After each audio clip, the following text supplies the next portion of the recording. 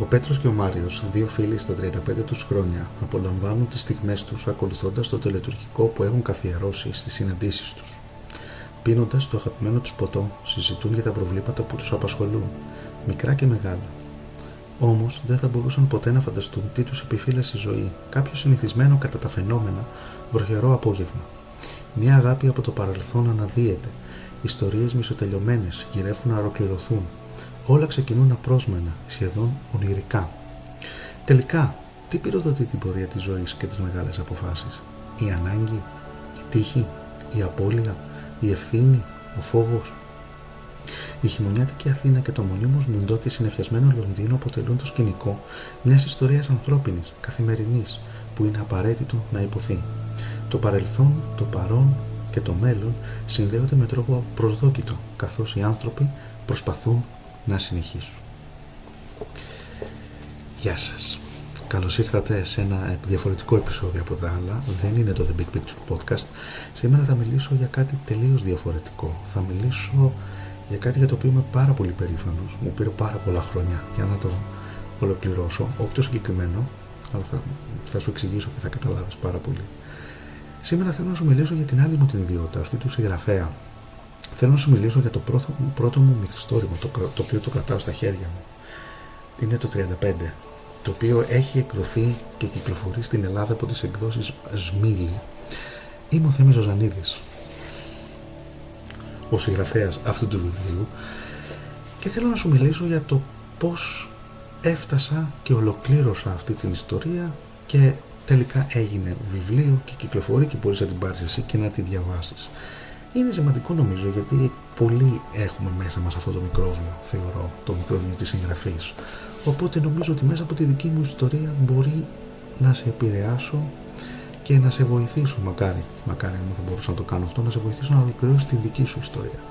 Γιατί τι είμαστε, ιστορίες είμαστε, ιστορίες που πρέπει να υποθούν, ιστορίες που πρέπει να γραφούν και πρέπει να υποθούν. Και τι μας εμποδίζει να το κάνουμε? Ο εαυτός μας ο ίδιος, πίστεψέ με, ο εαυτός μας ο ίδιος είναι το πρώτο βασικό εμπόδιο. Λοιπόν, αυτό το βιβλίο, να τα πάρουμε τα πράγματα από την αρχή. Το βιβλίο κυκλοφορεί από τις εκδόσεις Μίλη, όπως σου είπα. Εκδόθηκε στις 7 Νοεμβρίου του 2022, δηλαδή κοντεύει σχεδόν 2 χρόνια, 1,5 χρόνο τώρα σε όλα τα βιβλιοπωλεία. Μπορείς να το βρεις στον Ιαννό, να το βρεις στην Πολιτεία, μπορείς να το βρεις οπουδήποτε θέλεις και να το παραγγείλεις, και θα το έχεις μέσα σε μερικές εργάσιμες ημέρες, ακόμα και στο εξωτερικό. Εγώ είμαι στο εξωτερικό, είμαι στη Νέα Υόρκη τώρα, αλλά το έχω το βιβλίο στα χέρια μου. Λοιπόν, αυτό το βιβλίο έχει τίτλο 35. Τι είναι το 35? 35 χρονών ήμουνα όταν το έγραψα, φυσικά. Δεν θα σου κάνω spoilers, δεν είναι το θέμα μου να σου πω την ιστορία αυτή καθεαυτή. Το θέμα είναι να σου πω την ιστορία που έγραψα το βιβλίο, το πώς κατόρθωσα και το έγραψα το βιβλίο. Είχα το μικρόβιο από μικρός. Μου άρεσε να γράφω από μικρός. Είχα ξεκινήσει πάρα πολλές ιστορίες, οι οποίες δεν ξεπερνούσαν μάλλον τις 2, 3, 5, 10 σελίδες. Δηλαδή ήταν ιστορίες οι οποίες δεν είχαν καν το σκελετό τους, δεν είχαν τους πρωταγωνιστές. Ξεκινούσα μια ιστορία, αλλά μετά από λίγο καιρό έπιανα τον εαυτό μου να στερεύω από ιδέες, από διάθεση, από χρόνο, από οτιδήποτε. Όπως θέλεις, μπορείς να το πεις. Δικαιολογίες. Μερικές φορές οι δικαιολογίες είναι πολύ καλές. Είμαι ένας άνθρωπος που εκφράζεται μέσα από το γραπτό λόγο. Είναι πολύ βασικό αυτό, νομίζω. Και αν είσαι και εσύ ένας τέτοιος άνθρωπος, καταλαβαίνεις πάρα πολύ καλά τι εννοώ. Μου αρέσει να εκφράζομαι μέσα από το γραπτό λόγο. Όλες αυτές οι προσπάθειες, αποτυχημένες αλλά ήταν προσπάθειες. Ήτανε μερικά κομμάτια, σκαλοπάτι προς τον τελικό στόχο. Πάντα το φοβόμουν, να σου πω την αλήθεια. Πάντα σκεφτόμουν ότι πώς γίνεται να είσαι συγγραφέας σε αυτόν τον κόσμο, πώς γίνεται να σου κατεβαίνουν ιδέες, πώς γίνεται να βρίσκεις χρόνο και να γράφεις, πώς γίνεται να γράφεις, πώς γίνεται η ιστορία σου να ξεπερνάει τις 20, 30, 50, 100 σελίδες, πώς γίνεται να προχωράει η ιστορία. Πολλές απορίες που μπορεί να τις έχεις κι εσύ. Τις είχα κι εγώ και ακόμα τις έχω. Ξέρεις, δεν είμαι φτασμένος συγγραφέας προς Θεού. Τώρα κάνω τα πρώτα βήματα και θα σου δώσω μια είδηση. Okay. τώρα τελειώνω το δεύτερο πόνημά μου, το δεύτερο έργο μου, το οποίο δεν έχει να κάνει με αυτή την ιστορία, δεν είναι συνέχεια αυτής της ιστορίας, είναι κάτι τελείως διαφορετικό. Στην αρχή φοβόμουν πώς θα γράψω την πρώτη ιστορία, πώς θα την τελειώσω. Το επόμενο, όταν τελείωσα την ιστορία, ήταν ο επόμενος φόβος ότι εντάξει, θα την έχω στο σιρτάρι μου για πάντα, θα την διαβάζω εγώ και δεν πρόκειται να εκδοθεί ποτέ. Γιατί, εντάξει, κακά τα ψέματα, ο σκοπός είναι να το δεις στα βιβλιοπωλεία, να το δεις στα ράφια, να δεις το όνομά σου. Εκεί, τουλάχιστον για μένα. Για μένα αυτό λειτουργούσε πάρα πολύ. Λειτουργεί σαν κινητήριος δύναμη. Θα ήθελα να το δω στη βιβλιοθήκη μου. Ήταν ένα από τα όνειρά μου, να σου πω την αλήθεια. Να δω το βιβλίο μου στη βιβλιοθήκη μου. Αυτό ήταν μια κινητήριος δύναμη. Αλλά σου έλεγα πως κόνταυστα συνεχώς δεν μπορούσα να ολοκληρώσω ποτέ μια ιστορία και το θεωρούσα πρακτικά αδύνατον να το κάνω. Χρειάστηκα ένα μεγάλο σοκ. Εγώ προσωπικά. Εντάξει, η έμπνευση είναι περίεργο πράγμα. Είναι περίεργο πράγμα. Συνήθως λένε, και θα συμφωνήσω απόλυτα, ότι το πρώτο μυθιστόρημα, το πρώτο έργο ενός καινούριου συγγραφέα, ενός ίσως καινούριου ποιητή, δεν ξέρω γιατί δεν είμαι ποιητής, είμαι συγγραφέας, είναι η προσωπική του ζωή. Και θα το κάνω πολύ πιο συγκεκριμένο. Είναι η προσωπική του διαδρομή μέχρι εκείνο το σημείο. Είναι μια κατάθεση ψυχής, η αλήθεια είναι. Και αυτό το βιβλίο και αυτό το έργο είναι μια κατάθεση ψυχής. Είναι μια κατάθεση της πορείας μου, κομματιών της πορείας μου, τα οποία, εντάξει, προφανώς δεν είναι η ζωή μου, δεν είναι η ζωή μου στο 100% τουλάχιστον, δεν είναι η ζωή μου, αλλά είναι πολλά κομμάτια τα οποία έχουν με μυθοπλασία, έχουν πλεχτεί και έχουν δημιουργήσει αυτή την ιστορία. Αλλά ναι, το πρώτο έργο είναι συνήθως η ιστορία της ζωής μας ή η πορεία μας μέχρι εκείνο το σημείο. Εμένα έπρεπε να γίνει, για να ολοκληρωθεί αυτή η ιστορία, έπρεπε να γίνει κάτι πάρα πολύ δραματικό και κάτι πάρα πολύ αναπάντεχο. Το έργο αυτό ολοκληρώθηκε το καλοκαίρι του 2020. Τότε το ξεκίνησα, τότε το συνέχισα, τότε το έγραψα. Δυστυχώς εκείνη την περίοδο, λίγους μήνες νωρίτερα, έχασα προσδόκητα τον πατέρα μου. Αυτό ήταν το πολύ ισχυρό σοκ που δέχτηκα. Και νομίζω ήταν η κινητήριος δύναμη, ήταν αυτό το χαστούκι, αυτή η μπουνιά, αυτή όπως θέλεις πες το, μπουνιά, να μην πω τίποτα χειρότερο, που έφαγα, που δέχτηκα και ήταν τόσο πολύ το σοκ, ήταν τόσο πολύ συγκλονίστηκα, γιατί ήταν τελείως αναπάντεχο, που ουσιαστικά ξέσπασα μέσα από τη συγγραφή. Έγραφα εκείνο το καλοκαίρι, το θυμάμαι σαν χθες, έγραφα κάθε μέρα, ώρες ατελείωτες. Γιατί, παρεπιπτόντως να σου πω ότι το καλοκαίρι του 2020, λογικά θα το θυμάσαι, είχαμε το lockdown, λόγω COVID. Ήταν πάρα πολύ ιδιαίτερη περίοδος εκείνη η περίοδος, το θυμάμαι. Με συγχωρείς.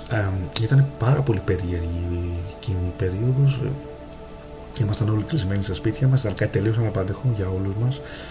Είχε παραλύσει όλος ο κόσμος, ήμασταν ακίνητοι στα σπίτια μας, δεν κάναμε τίποτα και ο καθένας ξέσπασε όπου βρήκε. Δυστυχώς πάρα πολλοί συνάνθρωποι μας, συμπολίτες μας δεν ξεσπάσανε σωστά, γιατί γίνανε πολύ διάφορα πράγματα. Τέλος πάντων, εκείνη την περίοδο θυμάμαι ότι τα ποσοστά της ενδοοικογενειακής βίας εκτινάχθηκαν κυριολεκτικά, γιατί όλοι αναγκαστήκαν να μένουν στα σπίτια σε τεταμένες ατμόσφαιρες και οπότε καταλαβαίνετε τι έγινε. Πολλοί άνθρωποι ξέσπασαν με διαφορετικό τρόπο. Εγώ το έριξα σε δύο πράγματα, θα σου πω απόλυτα ειλικρινής. Το ένα ήταν η συγγραφή και το δεύτερο ήταν η μαγειρική. Εκείνη την περίοδο βίωνα το πένθος της απώλειας του γονιού μου, του πατέρα μου. Οπότε αφήνω στην άκρη τη μαγειρική, εντάξει, δεν μας αφορά, δεν θα κάνω βίντεο μαγειρικής, υπάρχουν πάρα πολύ καλύτεροι από μένα, εντάξει. Θα σου πω όμως για το βιβλίο. Ξεκίνησα να γράφω, ήταν σαν, δεν μπορώ να σου περιγράψω το συναίσθημα, ήταν σαν επιβίωση, ήταν σαν ανάσα. Ήταν σαν διέξοδος εκείνη τη δύσκολη περίοδο. Βούτυξα μέσα σε αυτή την ιστορία και προσπάθησα να ξεφύγω από εκείνη την πραγματικότητα.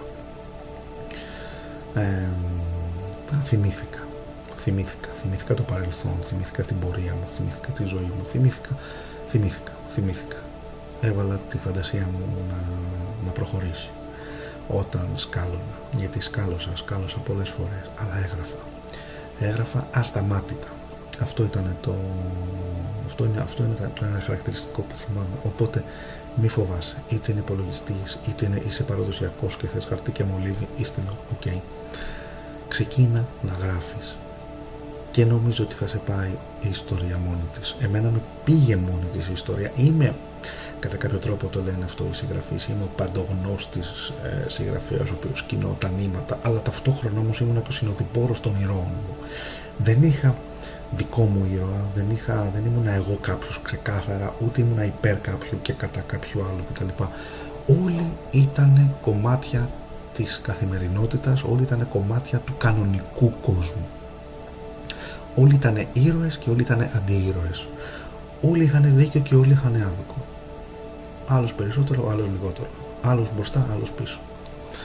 Γενικά, αλλά αυτό δεν είναι και ο άνθρωπος στην τελική. Δεν έχουμε βαρεθεί. Εγώ προσωπικά έχω βαρεθεί τις ιστορίες με τους υπερήρωες. Πού είναι, ρε παιδί μου, οι απλοί άνθρωποι? Αυτοί που αγαπάνε, αυτοί που πονάνε, αυτοί που χάνουν, αυτοί που κάνουν λάθος. Αυτοί που έχουν τα κότσια να παραδεχτούν το λάθος τους και να το διορθώσουν. Οι άλλοι που δεν έχουν τα κότσια, κάνουν το λάθος και συνεχίζουν με αυτό. Γιατί υπάρχουν και τέτοιοι, έτσι. Δεν είναι όλα τα happy end. Δεν είναι όλα τα happy end. Και εξαρτάται. Τι σημαίνει happy end, για ποιους είναι happy end, από ποια πλευρά στέκεσαι και το βλέπεις και λες ότι αυτό ήταν ένα ευτυχισμένο τέλος. Το ευτυχισμένο τέλος για μένα είναι ευτυχισμένο τέλος και για σένα όταν έχουμε αντικρουόμενα συμφέροντα. Είναι όλα αυτά. Πρέπει να είμαστε ρεαλιστές. Εντάξει, εμένα εγώ και λόγω σπουδών η αλήθεια είναι, επειδή είμαι διεθνολόγος, έχω σπουδάσει οι διεθνείς σχέσεις και πολιτική επιστήμη, είμαι ρεαλιστής, είμαι ο θειασότης της ρεαλιστικής σχολής των διεθνών σχέσεων, οπότε έχει μπει και ο ρεαλισμός μέσα στην ιστορία μου.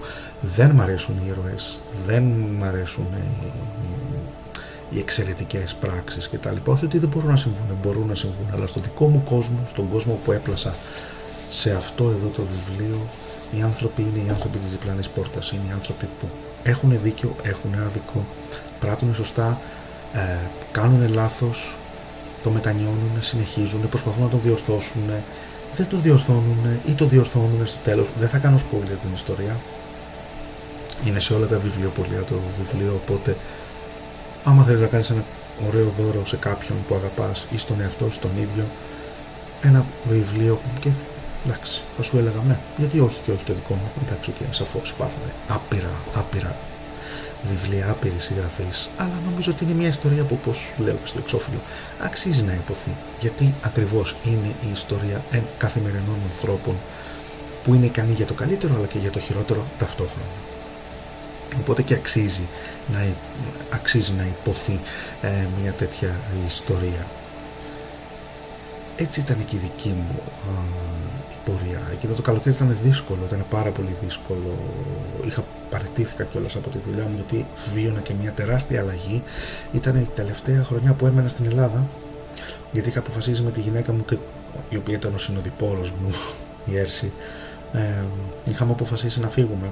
Οπότε σκεφτείτε λίγο το πλαίσιο, σκέψου λίγο το πλαίσιο. Γι' αυτό σου είπα πριν ότι ήταν γροθιά, ήταν ισχυρό χτύπημα. Η απώλεια του γονιού μου, η παραίτησή μου από την εργασία μου, την προηγούμενη, μετά από 17 χρόνια, και η αναμονή για τη μετανάστευση. Θα μου πεις, εντάξει, και η δική σου επιλογή ήταν ναι, αλλά είναι διαφορετικό. Είναι διαφορετικό ακόμα και όταν το αποφασίζεις εσύ, το να περιμένεις να τα αλλάξεις όλα ή το να περιμένεις να φύγεις, να κλείσεις σιγά σιγά τα κεφάλαια. Εγώ εκείνη την εποχή, να σου πω την αλήθεια, ένιωθα ότι έκλεινα κεφάλαια το ένα μετά το άλλο. Όπως έγραφα κεφάλαια το ένα μετά το άλλο, έτσι θεωρούσα ότι έκλεινα κιόλας. Και αυτό ήταν, δεν ξέρω, αυτό ήταν το κερασάκι στην τούρτα, αυτό ήταν η επιτομή, αυτό ήταν το μεγαλειώδες φινάλε, να πω, της ζωής μου, τουλάχιστον μέχρι εκείνη τη στιγμή στην Ελλάδα. Δεν ξέρω αν θα ξαναγυρίσω πίσω. Δεν το ξέρω, δεν ξέρω το μέλλον και δεν μου αρέσει και ούτε να προβλέπω, ούτε θέλω να προβλέψω, ούτε τίποτα. Έμαθα πάρα πολύ καλά ότι δεν θα πω ότι όταν κάνει σχέδιο ο Θεός γελάει, αλλά υπάρχουν πολλές συνισταμένες, υπάρχουν πολλοί παράγοντες που δεν μπορείς να τους προβλέψεις. Εντάξει, είμαι υπέρ των σχεδίων, να κάνεις ένα σχεδιασμό, να έχεις ένα πλάνο, όπως και με το βιβλίο. Ήταν η πρώτη φορά που ασχολήθηκα λίγο με το πώς είναι να είσαι συγγραφέας, με το τεχνητικό κομμάτι. Εντάξει, πολλοί άνθρωποι δεν ασχολούνται με αυτό το τεχνικό κομμάτι, γιατί το έχουν μέσα, είναι ταλέντο, είναι έμφυτο. Δεν μπορώ να πω ότι ασχολήθηκα πάρα πολύ. Απλά έκατσα και έγραψα σε ένα χαρτί, ξέρεις, τους πρωταγωνιστές και έδωσα λίγο ένα μικρό background και άφησα την ιστορία να μιλήσει. Άφησα να μιλήσουν οι ίδιοι, να γνωριστούν οι ίδιοι και μεταξύ τους και με το κοινό και με τον αναγνώστη. Δεν είναι αδύνατον. Δεν είναι αδύνατον. Αν έχεις το μικρόβιο της συγγραφής μέσα σου, αυτό είναι που θέλω να σου πω, ότι δεν είναι αδύνατον. Καταλαβαίνω ότι είναι δύσκολο. Εγώ ίδιος χρειάστηκα ένα πάρα πολύ δυνατό σοκ, που ξαναλέω, για να συνεχίσω. Καταπιάστηκα με αυτό μέσα σε ένα δίμηνο, τρίμηνο.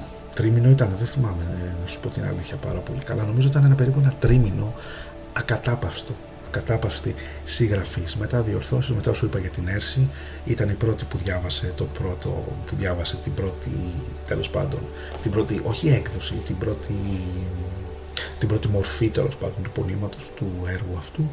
Μετά ήταν διόρθωση, ξαναδιόρθωση. Και έφτασα στο σημείο να πω ότι, όπα, περίμενε. Έβαλα και την τελευταία πινελιά. Το έγραψα το βιβλίο, το έγραψα το έργο.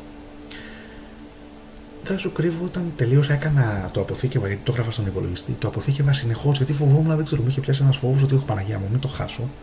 Μην χάσω και όλο το έργο και μετά δεν έχω. Και χτυπάω το κεφάλι στον τοίχο, ξέρω εγώ, και κλαίω. Γιατί αυτά είναι μία φορά, δεν μπορείς να τα χάσεις. Που λες, το αποθήκευσα και μετά ήταν το επόμενο βήμα.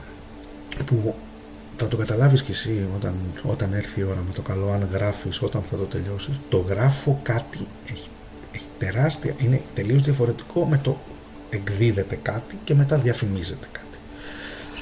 Έχει τεράστια διαφορά.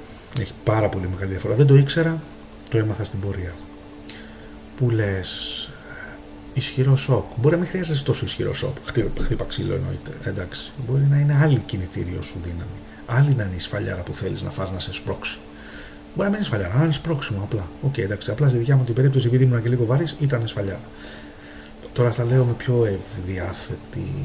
Είμαι πιο ευδιάθετος. Είναι διαφορετική η διάθεση, αλλά τότε δεν ήταν έτσι τα πράγματα. Λοιπόν, και περνάνε οι μήνες. Το έργο συνεχίζει, κεφάλαιο με το κεφάλαιο. Προσπαθώ να μην έχω αυτά τα plot holes, αυτά που με ενδιαφέρουν εμένα πάρα πολύ. Να έχει μια συνέπεια και σε αυτό που είμαι και σε αυτό που θέλω να γράψω. Δεν ήξερα πώς θα τελειώσει. Είμαι τελείως ειλικρινής μαζί σου. Δεν ήξερα πώς θα τελειώσει. Σου είπαμε, πήγανε και οι ήρωες μαζί. Αλλά τελείωσε. Και όταν έγραψα το τέλος, λέω: ωραία, το γράψαμε. Τώρα τι κάνουμε? Και κοίταγα το σιρτάρι εκείνη τη στιγμή. Και λέω: τώρα να το βάλω σε ένα γλασάκι και να μπει σε ένα σιρτάρι, γιατί δεν ήταν τετράδιο, όπως σου είπα, το έγραψα στον υπολογιστή. Και να μπει σε ένα σιρτάρι και να γίνει εκεί και θα δούμε όταν και εφόσον και εκδοθεί. Μετά ήταν η άλλη η φοβία, ότι να το στείλω σε εκδοτικούς οίκους και άμα μου πάρουν το έργο και το κλέψει κανένας, θα μου πεις: ναι, το καταλαβαίνω, θα σου μιλήσω πάρα πολύ ειλικρινά. Ένας άνθρωπος που δεν ήξερα, δεν είχα άλλον συγγραφέα. Είχα στον κύκλο μου, αλλά δεν είχα τόση πολύ επαφή ώστε να ξέρω ποια είναι η διαδικασία μετά. Εγώ είχα μείνει ακόμα στο ρομαντικό, ότι γράφεις το έργο, το δίνεις κάπου, τους αρέσει και συνεχίζεται η έκδοση και έμαθα πάρα πολλά πράγματα από αυτή τη διαδικασία, πάρα πολύ χρήσιμα πράγματα και για αυτό το industry, για τη βιομηχανία, για το βιβλίο, το πώς το έπληξε η οικονομική κρίση. Πολυτέλεια. Οι Έλληνες ήταν από τα πρώτα που κόψαμε, δυστυχώς, γιατί όταν δεν έχεις να φας, να μου πεις: να πάρεις ένα βιβλίο, να σου πω ναι. Έμαθα και την παραγωγή των βιβλίων από κάθε εκδοτικό οίκο, η οποία είναι άπειρη, είναι κυριολεκτικά άπειρη, και οι εκδοτικοί για να επιβιώσουν έχουν αυτή την τακτική. Δεν κατηγορώ, ο καθένας είναι για να επιβιώσει. Έτσι, περάσαμε μια δεκαετή και κρίση, η οποία ήταν κρίση επιβίωσης ουσιαστικά. Και φανταστείτε οι εκδοτικοί εκεί τι πάθανε. Όταν η αγορά του βιβλίου έπεσε 60, 70, 80% κάτω. Εντάξει. Που λες, και κάθομαι και σκέφτομαι και λέω ότι ωραία, εντάξει, εγώ το έγραψα. Μ' αρέσει, εμένα μ' αρέσει. Αλλά από την άλλη, μ' αρέσει εμένα, εγώ με το κριτήριο. Δηλαδή, εντάξει, θα μου πει, εντάξει, εγώ ας πούμε, ξέρω εγώ, και η Έρση, η γυναίκα μου, ξέρω εγώ, η μάνα μου, οι συγγενείς μου, μου λένε τι ωραία. Θα ήθελα τη γνώμη και κάποιου άλλου, πιο επαγγελματία. Οπότε σκεφτόμουν, είμαι άνθρωπος, να σου πω ότι είμαι άνθρωπος που φοβάται την απόρριψη και φοβάμαι πάρα πολύ την απόρριψη. Οπότε κόλλαγα πάρα πολύ να στείλω το πόνημα, να στείλω το έργο σε εκδοτικούς οίκους. Γιατί λέω ότι εντάξει, τώρα τι πιθανότητες έχω. Θεωρούσα ότι δεν έχω.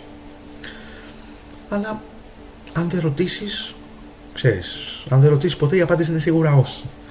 Οπότε λέω, δεν έχω να χάσω κάτι, ας ρωτήσω, ας στείλω email. Δεν έστειλα σε 20, 30, 50%, γιατί πάρα πολλοί εκδοτικοί οίκοι, ξέρεις, η πιο μεγάλη εκδοτική οίκη, δεν θα πω τίποτα εναντίον κανενός συγκεκριμένα, αλλά θα σου πω την πραγματικότητα. Πολλοί εκδοτικοί οίκοι έχουν πάρα πολύ αυστηρούς κανονισμούς που, εντάξει, δεν μπορείς να τους ακολουθήσεις. Δηλαδή, στείλε μας εμάς, αλλά μην στείλεις το αντίγραφο σε άλλον εκδοτικό για 6 μήνες μέχρι να σου απαντήσουμε εμείς. Και άμα σου απαντήσουμε όχι, που πιθανόν θα σου απαντήσουμε όχι, έχεις χάσει ένα εξάμηνο, ας πούμε, με αυτόν τον τρόπο. Εντάξει. Είναι πάρα πολύ, κάνε τη σχετική σου έρευνα γενικά πριν τελειώσεις ή όταν αρχίζεις και τελειώνεις, να ξέρεις ότι αυτό είναι το ένα κεφάλαιο. Το γράφω, η συγγραφή ενός βιβλίου. Πολύ βασικό, εννοείται. Το επόμενο κεφάλαιο μετά είναι η ιστορία με τον εκδοτικό οίκο. Και το επόμενο κεφάλαιο, εννοώ η ιστορία με τον εκδοτικό οίκο και η συνεργασία με τον εκδοτικό οίκο. Και το τρίτο πράγμα είναι η διαφήμιση αυτού. Το marketing, το αναθεματισμένο marketing. Γιατί τα πάντα είναι marketing. Που λες και στέλνω σε 4-5 εκδοτικούς, δεν έστειλα σε πάρα πολλούς. Η αλήθεια είναι ότι πήρα σχεδόν ακαριαία θετικές απαντήσεις. Και είχα σοκαριστεί. Είχα σοκαριστεί γιατί θα μου πεις, εντάξει, δεν ξέρω, μπορεί να μην είμαι και ο πιο αισιόδοξος άνθρωπος στον κόσμο, αλλά δεν περίμενα. Δηλαδή στην αρχή είχα 2 στα 2, δηλαδή είχα στείλει σε 2 εκδοτικούς και μου είχαν πει και οι 2 ναι, ότι θέλουμε να εκδώσουμε το πόνημά σου κτλ. Και σκέφτομαι ότι αφού έχω τα ναι, ας επεκτείνω λίγο τους ορίζοντες, ας στείλω και σε κανέναν άλλον εκδοτικό οίκο. Και βλέπω, βασικά η Έρση βλέπει ένα βιβλίο στη βιβλιοθήκη της, εκδόσεις Σμίλη. Και μου λέει, Θέμη, γιατί δεν στέλνεις και σε αυτούς? Και λέω, εντάξει, να στείλω και σε αυτούς. Αυτός είναι μεγάλος εκδοτικός. Ξέρω εγώ, θα θέλουν, δεν θα θέλουν, είναι πιο, καταλαβαίνεις, είναι πιο ποιοτικός εκδοτικός. Ξαναλέω, δεν κρίνω τίποτα, απλά σου λέω πώς ένας άνθρωπος, ένας παρθένος οργανισμός σε αυτό το τομέα αντιμετώπισε αυτή την κατάσταση. Και λέω, να στείλω. Εντάξει, έτσι κι αλλιώς και όχι να είχα κάποια ναι εντός εισαγωγικών. Καβάτζο, οπότε δεν θα μου έριχνε και την ψυχολογία πάρα πολύ. Πήρα και όχι. Δεν θα σου πω ψέματα, δεν θα σου πω ότι όταν ήταν όλα ιδανικά, πήρα και ένα όχι. Εντάξει. Και μάλιστα το όχι σε αυτό ήταν ακριβώς αυτό το σχόλιο που σου έκανα στην αρχή. Ότι ήταν πάρα πολύ βιογραφικό το έργο. Αυτό μου είπανε. Ότι ήταν πάρα πολύ βιογραφικό. Χρήσιμο το feedback. Σε εκνευρίζει, δεν σε εκνευρίζει. Είναι πάρα πολύ χρήσιμο το feedback και να το επιδιώκεις. Να το επιδιώξεις το feedback. Λοιπόν, και το στέλνω. Καλή ώρα. Και παίρνω θετική απάντηση. Εκεί είχα πει, ας πούμε, ότι αν είναι αυτός ο εκδοτικός οίκος μου δώσει τη θετική απάντηση, φυσικά εντάξει θα κάτσω να δω και τους όρους κτλ. Δεν ήξερα πάρα πολύ από όρους. Έλεγα από μέσα μου ότι, εντάξει, άμα είναι αυτός ο εκδοτικός, γιατί τον είχα και σε εκτίμηση, είχα και βιβλία παλιότερα από αυτές τις συγκεκριμένες εκδόσεις, λέω θα πάω με αυτούς. Και παίρνω και λαμβάνω, και μάλιστα το θυμάμαι χαρακτηριστικά, το λαμβάνω τηλεφωνικά ότι αρέσει πάρα πολύ το έργο και ότι υπάρχει πρόθεση για συνεργασία. Εκείνη τη στιγμή, ειλικρινά σου μιλάω, δεν μπορώ να το περιγράψω. Ήταν ξέσπασμα. Ήμουν τόσο πολύ χαρούμενος και λέω, Παναγία μου, το κρίσιμο βήμα έγινε.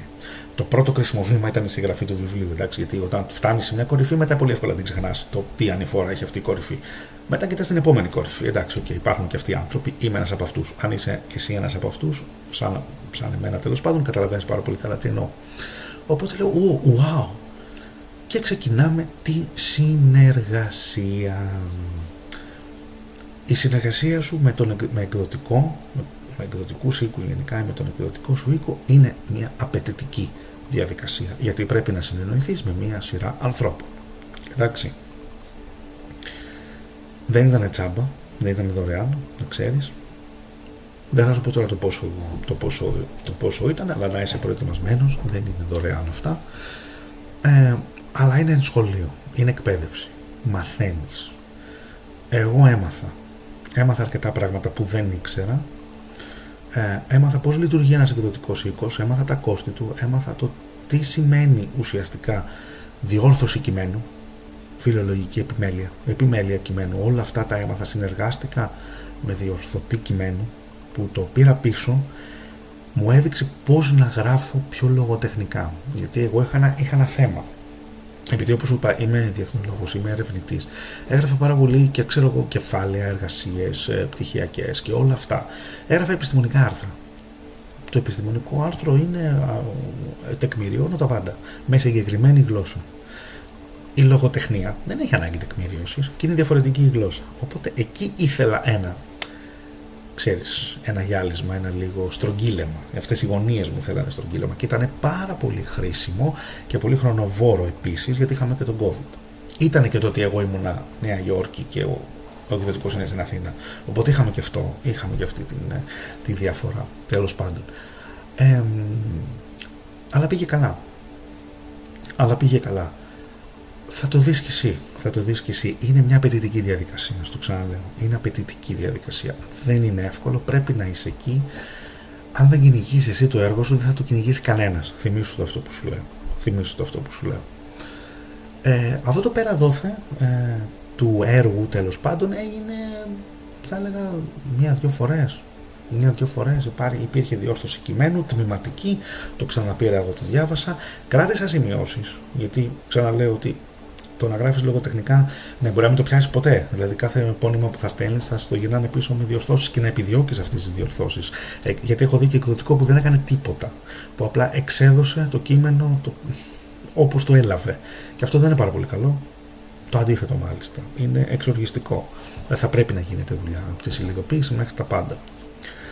Μετά ήταν η ευχάριστη διαδικασία να διαλέξουμε το εξώφυλλο, να διαλέξουμε τον τίτλο, να διαλέξουμε το σχέδιο. Όπως καταλαβαίνεις εδώ πέρα στο σχέδιο, βλέπεις αυτό εδώ είναι το Sharp, είναι το Λονδίνο. Γιατί η ιστορία είναι μεταξύ Λονδίνου και Αθήνας, όπως άκουσες. 35 είναι ο τίτλος και επιτέλους κλείσαμε. Όλα καλά. Έχουν γίνει όλα. Περιμένουμε τώρα να πάμε να βρούμε τα αντίτυπα, να συντονιστούμε, πόσα αντίτυπα δικαιούμε, πόσα αντίτυπα να εκδοθούν η πρώτη έκδοση κτλ. Σε ποια βιβλιοπωλεία θα πάνε, να επιδιώξεις να πάνε στα μεγάλα βιβλιοπωλεία, να επιδιώξεις. Αθήνα, Θεσσαλονίκη, Πάτρα, Πειραιά, Βόλο, Ηράκλειο, Λάρισα, στις μεγάλες πόλεις τουλάχιστον, και σε όλα τα βιβλιοπωλεία να μπορούν να τα παραγγείλει κάποιος και να τους είναι μέσα σε μερικές εργάσιμες μέρες, όχι μετά από 2 μήνες. Που δεν γίνεται αυτό πια με τους μεγάλους, ειδικά τους πιο μεγάλους, πιο σοβαρούς εκδοτικούς οίκους. Αυτό δεν υπάρχει πρόβλημα. Και μετά το κρίσιμο, πολύ κρίσιμο ζήτημα είναι το marketing. Είναι η προώθηση του βιβλίου. Εγώ σε αυτό θα σου είμαι πάρα πολύ ειλικρινής, όπως είμαι. Σου είπα σήμερα ότι θα σου πω την ιστορία. Δεν ήμουν πολύ τυχερός σε αυτό. Γιατί δυστυχώς ή ευτυχώς, δεν ήμουν στην Ελλάδα.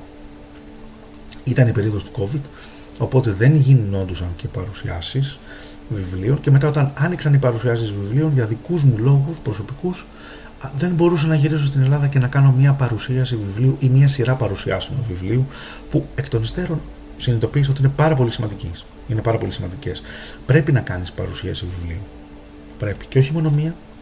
Εγώ, δόξα τω Θεώ, κατόρθωσα και έκανα μία εδώ στη Νέα Υόρκη, στους Έλληνες ομογενείς. Ήταν κάτι πρωτοποριακό, γιατί δεν σου κρύβω, και εγώ όταν έχω έρθει, είμαι τώρα 4 χρόνια εδώ στη Νέα Υόρκη. Το μεγαλύτερο κομμάτι της ελληνικής ομογένειας είναι όπα, να σπάσουμε κάνα πιάτο και να φάμε κάνα σουβλάκι. Δεν το λέω υποτιμητικά, αλλά γενικότερα τέτοια δρόμενα, όπως είναι μια παρουσίαση βιβλίου, όπως είμαι και στο θέατρο τώρα, είμαι σε μια ομάδα που θα ανεβάσουμε μια παράσταση το επόμενο διάστημα. Τέτοια δρόμενα, μια παρουσίαση βιβλίου γενικότερα, κρατάει περισσότερο τους Έλληνες ομογένειας σε επαφή με την Ελλάδα, με τη σύγχρονη Ελλάδα, με την Ελλάδα του σήμερα. Και είναι πάρα πολύ σημαντικό, κατά την ταπεινή μου γνώμη. Και βοήθησα με τις δυνάμεις μου και με αυτό που μου αναλογεί, βοήθησα στο να κρατηθούν κάπως περισσότερο οι δεσμοί. Δεν σου κρύβω ότι είχα πάρα πολύ άγχος, δεν ήξερα πώς θα πάει, νόμιζα ότι δεν θα έρθει κανένας. Ήρθανε όμως, δόξα τω Θεώ. Εντάξει, σε αυτά τα ζητήματα μην περιμένεις, ξέρω εγώ. Στο μιλάω σε σένα που είσαι καινούριος, είσαι τώρα προσπαθείς. Μην περιμένεις 500, 1000, 2, 3.000 άτομα κτλ. Να σου έρθουν 10, 20, 30, 50, καλά είναι.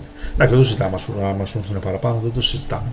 Αλλά σου είπα, για μένα ήταν πολύ κρίσιμο αυτό, το ότι κατάφερα στη Νέα Υόρκη και ήρθαν άνθρωποι που Εντάξει, δεν έχουν και την ευκαιρία τόσο πολύ να διαβάζουν ελληνικά με αυτόν τον τρόπο. Αλλά δόξα τω Θεώ πήγε καλά. Δυστυχώς δεν έκανα και δεν έχω κάνει ακόμα παρουσίαση βιβλίου στην Αθήνα, και αυτό είναι λίγο τροχοπέδι, να σου πω την αλήθεια. Θεωρώ ότι θα έπρεπε να έχω κάνει, αλλά ας όψετε ανώτερα βία. Ελπίζω στο δεύτερο βιβλίο μου και αυτό κάποια στιγμή μπορεί και να την κάνω, αλλά εσύ να επιδιώξεις να κάνεις παρουσίαση βιβλίου, να είσαι μαμούνι. Δεν τελειώνει ένα βιβλίο με την συγγραφή.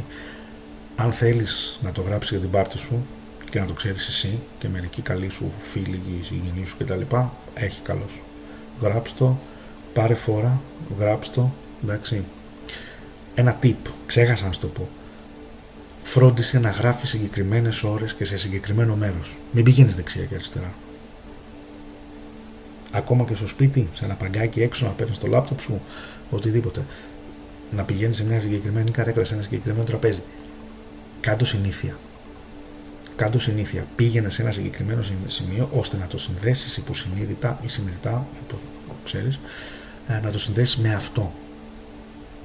Ότι, κοίτα να δεις, τώρα γράφω και τώρα θέλω να το τελειώσω. Tip, κράτα το, γιατί εγώ θα σου πω, εγώ έγραφα συγκεκριμένα στο τραπέζι της κουζίνας. Συνέχεια. Εκεί. Σε μια συγκεκριμένη καρέκλα. Φαντάζομαι ότι στο τέλος δεν έπαιρνα καν το λάπτοπ από εκεί, το είχα εκεί πέρα συνδεδεμένο. Απλά το είχα συνδέσει ότι αυτή η καρέκλα είναι η καρέκλα που γράφω το έργο μου. Το 35, το οποίο σκέφτηκα μετά τον τίτλο. Τέλος πάντων. Πού είχαμε μείνει? Ναι, στην παρουσίαση. Και γενικά, όχι μόνο η παρουσίαση είναι η κορονίδα του marketing. Γενικά, προώθησε το βιβλίο. Μίλα γενικά σε φίλους, σε γνωστούς, προσπάθησε. Μέσα σε social media, με σελίδες, όλα αυτά κτλ. Ξέρεις. Όλα αυτά είναι χρήσιμα εργαλεία που θέλουν την σοβαρή αντιμετώπιση. Δεν είναι ότι απλά το πόσταρα, ξέρω εγώ, σελίδα μου στο Facebook και αυτό ήταν. Θέλει συνέχεια. Και εννοείται, κάνε τους γνωστούς σου να μιλάνε γι' αυτό όπως μπορείς. Αν οι γνωστοί σου είναι βιβλιοφάγοι, τους αρέσουν τα βιβλία, έχει καλός. Έχεις ένα βαντάζ. Τώρα, αν δεν είναι, εντάξει, τι να σου πω. Εντάξει, είναι δύσκολο. Μην περιμένεις να βγάλεις λεφτά, επίσης, να σου το πω. Κοίτα, αν βγάλεις, μακάρι εννοείται, στο εύχομαι να σου πάει και πάρα πολύ καλά, δεν το συζητάω, αλλά γενικά κρατά μικρό καλάθι. Και μιλάω πάντα όχι για τους φτασμένους συγγραφείς, είτε στο εξωτερικό είτε ακόμα και στην Ελλάδα. Για να φτάσεις σε σημείο να ζεις από ένα βιβλίο, θα πρέπει να έχεις κάνει πολλά. Βιβλιοκριτικές και τα λοιπά δεν θα το σχολιάσω καν. Ένα κλειστό κλαμπ είναι γενικότερα ανθρώπων που είναι πολύ συγκεκριμένοι και τα λοιπά και δεν επιτρέπουν τώρα με τα βραβεία και με αυτά στο μη δίνεις ιδιαίτερη σημασία. Γενικά ξαναλέω, μια κλειστή elite, δεν ξέρω, μια κλειστή λέσχη, τέλος πάντων, ένα κλειστό κλαμπ που όλοι γνωρίζουν μεταξύ τους και όλοι λένε επενεί ο ένας τον άλλον. Αυτό είναι κριτική, γιατί ήταν από κάτι που δεν μου άρεσε. Όχι γιατί δεν πήγε το δικό μου. Εντάξει, προφανώς δεν είμαι ο Ντοστογεύσκι, δεν είμαι ο Λέον Τολστόι, δεν ξέρω κι εγώ. Αλλά ναι, το έχω δει να γίνεται. Κόσμος που του αρέσει το διάβασμα με τα βιβλία και τα λοιπά σε social media, Instagram, Twitter, Facebook, TikTok γενικότερα, υπάρχουν και είναι αναγκαστικά, είναι εργαλείο της δουλειάς, η οποία δουλειά είναι η πρόθεση, και η πρόθεση είναι δικό σου, αποκλειστικά δικό σου. Θυμήσου το, μην τον αφήσεις σε κανένα εκδοτικό οίκο. Αν δεν τρέξεις ή αν δεν μοχθείς εσύ να προωθήσεις το έργο σου, το πόνημά σου, μιλάμε τώρα, αν θέλεις εσύ να το δεις στα βιβλιοπωλεία, αναπολείται και να το διαβάζουν και να παίρνεις feedback από κόσμο. Δεν σου λέω το δικό μου ότι έγινε best seller, έτσι, προς Θεού δεν έγινε best seller, αλλά γενικότερα είχα πάρα πολύ θετικό feedback και βρέθηκε και σε διαφορετικές χώρες. Τι να σου πω τώρα, από τη Βρετανία μέχρι τη Γερμανία, μέχρι την Ελβετία, τις Ηνωμένες Πολιτείες, φυσικά την Ελλάδα, Κύπρο, Ιταλία, σε διάφορες χώρες που πήρα feedback. Σε διάφορες πόλεις της Ελλάδας πήρα feedback από κόσμο που δεν το περίμενα ποτέ. Τους είδα ξαφνικά με τη φωτογραφία μου με το βιβλίο και λέω, oh wow. Σε ευχαριστώ πάρα πολύ. Ξέρεις, δεν είχα ξέρα τι να πω, ήταν και αυτό αμήχανο λίγο. Σε ευχαριστώ πάρα πολύ. Κοίτα, Θέμη, πήρα το βιβλίο σου. Μπράβο, συγχαρητήρια, καλοτάξιδο, σας ευχαριστώ πάρα πολύ. Και ξέρεις, ήταν αμήχανο γιατί δεν το περίμενα. Αλλά αυτό ήταν πάνω κάτω. Εντάξει, τώρα συνοπτικά σε 35 λεπτά Και σου ξαναλέω, αυτός είναι ο σκοπός αυτού του βίντεο, του διαφορετικού βίντεο στο κανάλι μου αυτή τη φορά. Αν έχεις το μικρόβιο, γράψε. Γράψε χωρίς καθυστέρηση. Βρες το χώρο σου, βρες το χρόνο σου και ξεκίνα την ιστορία σου. Και πίστεψέ με, θα σε πάει η ιστορία σου. Θα σε πάει η ιστορία σου. Τώρα, τι να σου πω, θα στο προτείνω. Θα στο προτείνω να το βρεις, να το αγοράσεις. Δεν είναι πάρα πολύ ακριβό. Εντάξει. Τα βιβλία γενικότερα δεν είναι πάρα πολύ ακριβά στην Ελλάδα, οπότε θεωρώ ότι θα πρέπει οπωσδήποτε να διαβάζουμε. Να διαβάζουμε, γιατί το διάβασμα είναι ένα ταξίδι. Και όταν ταξιδεύεις, σου ανοίγει το μυαλό. Σου ανοίγει το μυαλό και γίνεσαι πιο δεκτικό σου γενικότερα σε διάφορα πράγματα. Και ο πιο δεκτικός άνθρωπος καταλαβαίνεις τι σημαίνει. Δεν είναι καλό να είμαστε έτσι, είναι καλύτερο να είμαστε έτσι. Να έχουμε πιο διευρυμένους ορίζοντες. Και το βιβλίο είναι ένα ταξίδι, το οποίο το συνιστώ, είμαι πορωμένος με το διάβασμα. Ξεκουράζομαι και διαβάζω. Και έτσι πρέπει να το αντιμετωπίζεις και εσύ, να το αντιμετωπίζεις και όλοι. Όχι μόνο στη γιορτή βιβλίου, να το ανεβάσουμε στο Instagram που πάμε στο Σύνταγμα ή που πάμε στο Πασαλιμάνι, οπουδήποτε, στη Θεσσαλονίκη, οπουδήποτε, στα φεστιβάλ του βιβλίου κτλ. Κάθε στιγμή πήγαινε, αγόρασε ένα βιβλίο. 10, 12, 15 ευρώ, 20 ευρώ, δεν είναι πάρα πολύ ακριβό. Στήριξε το βιβλιοπωλείο της γειτονιάς σου. Στήριξε αυτούς τους ανθρώπους. Στήριξε τους εκδότες, στήριξε τους συγγραφείς. Πέρα από τις ιστορίες που σου κρατάνε συντροφιά κτλ. Στήριξε τους αυτούς τους ανθρώπους. Υπάρχουν διαμαντάκια εκεί έξω που αξίζει. Πίστεψέ με, που αξίζουν και την προσοχή και έχουν και κάτι να πούνε. Αυτό είναι το πιο βασικό. Έχουν και κάτι να πούνε σε σένα. Είναι πολύ πιθανό. Δεν σου λέω ότι μπορεί εγώ να είμαι αυτός που έχει κάτι να πει σε εσένα προσωπικά. Μπορεί και να είμαι. Ποτέ δεν ξέρεις. Αν δεν το πάρεις να το διαβάσεις, ποτέ δεν ξέρεις. Λοιπόν, αυτό ήταν το σημερινό επεισόδιο 35. Να το. Εδώ. Αφού το έγραψα εγώ, πίστεψέ με, τίποτα δεν είναι αδύνατο. Θέμης Ζανίδης, 35. Μυθιστόρημα από τις εκδόσεις Μήλη σε όλα τα βιβλιοπωλεία. Σου είπα ποια ήταν η δική μου η πορεία σε αυτό. Μείνε συγκεντρωμένος, μείνε συγκεντρωμένη. Κάτσε σε μια γωνίτσα, κάτσε στη δική σου τη γωνίτσα και γράψε την ιστορία σου. Πίστεψέ με, υπάρχει κόσμος που θα ήθελε να τη διαβάσει. Αλλά πρώτα απ' όλα πίστεψε εσύ στον εαυτό σου και πίστεψε ότι η ιστορία σου αξίζει να υποθεί. Μέχρι την επόμενη φορά. Καλή συνέχεια.